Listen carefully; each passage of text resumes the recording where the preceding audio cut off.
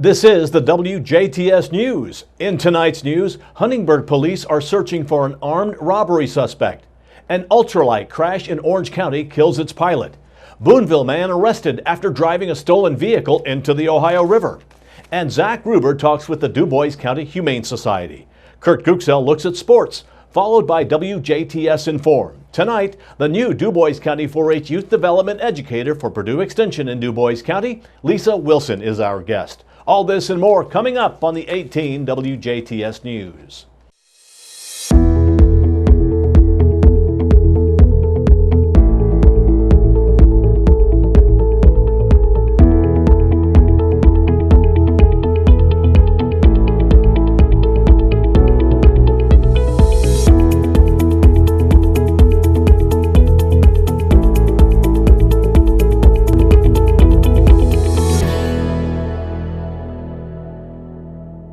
Good evening, I'm Bill Potter with the news.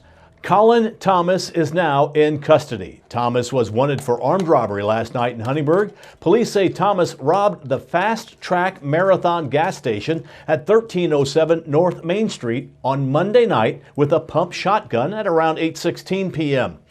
Thomas demanded money from the register and attempted to break into the clerk's office, but the clerk surrendered the cash drawer. Thomas then grabbed the cash and fled before officers arrived. Investigators were able to use security cameras to identify Thomas and the vehicle. At the time, Colin Thomas was considered armed and dangerous. Earlier on Facebook, Thomas posted, "I love hide and seek, always my favorite game." That post has been removed from Facebook. Colin Thomas was arrested by Jasper police before 4 o'clock this afternoon. If you recognize the suspect, Colin Thomas, he was arrested on June 5th after allegedly threatening people at the Jasper Walmart.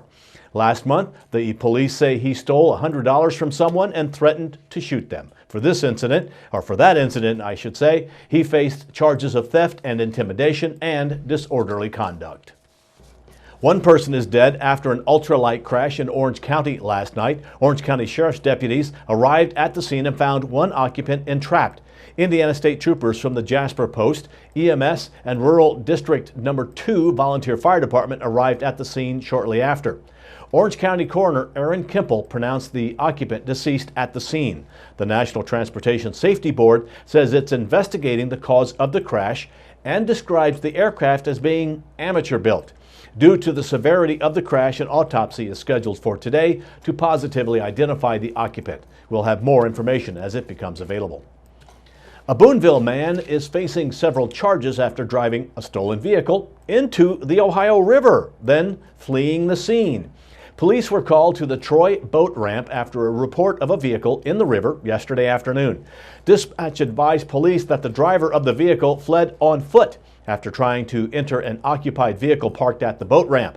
A witness at the scene told police the vehicle looked like a white box truck. The vehicle was totally submerged by the time police arrived. Indiana conservation officers and Perry County rescue personnel were called to the scene to remove the vehicle from the river. Due to high water and dangerous currents, the rescue operation was stopped and will be continued when it's safe to do so.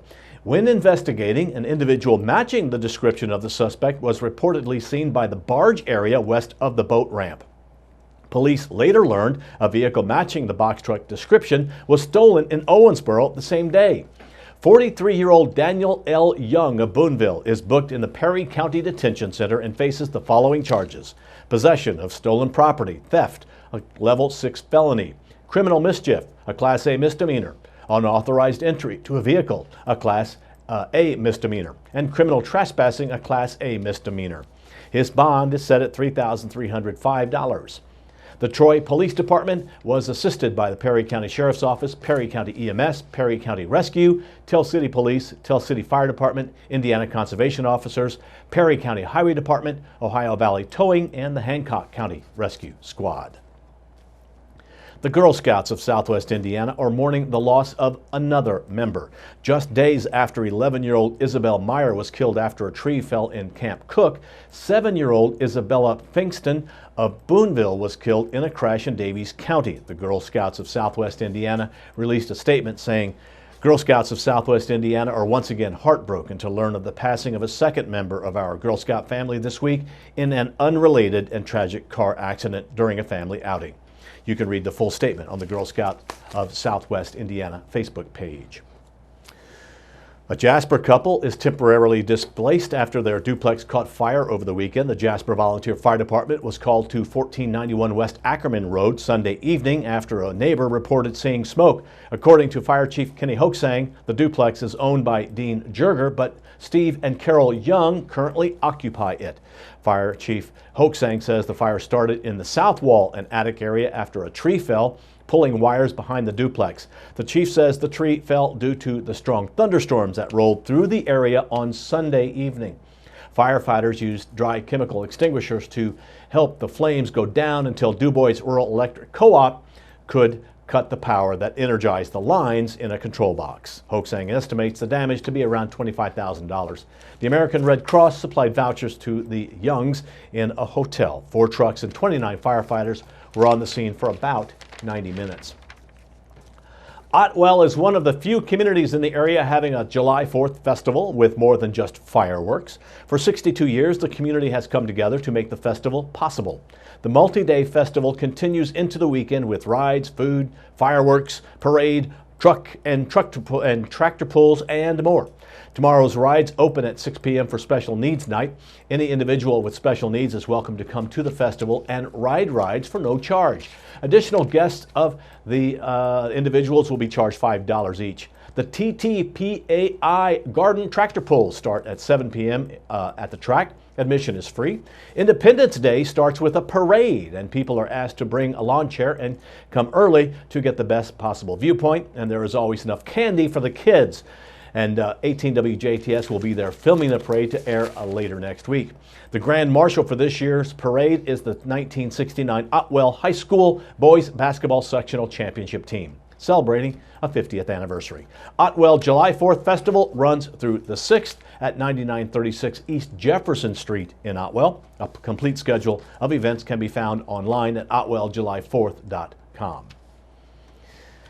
Indiana's welfare agency, child welfare agency that is responding to a federal lawsuit accusing it of failing to protect 22,000 foster children with open child welfare cases. The lawsuit filed June 25th by Indiana Disability Rights, the national advocacy group A Better Childhood, and the New York-based law firm allege that the plaintiffs have suffered serious and psychological harm while in state care.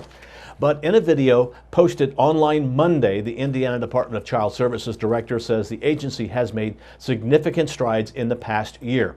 DCS Director Terry Stigdon also says it's easy to cherry pick our most challenging cases to support a narrative suggesting this is every child's experience.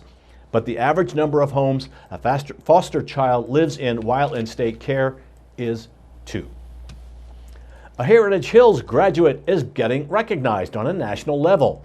Mason Sandage, who graduated from Heritage Hills this past spring, completed the Skills USA Championships and got second in the nation. The Skills USA Championships are competitive events showcasing the best career and technical education students in the nation.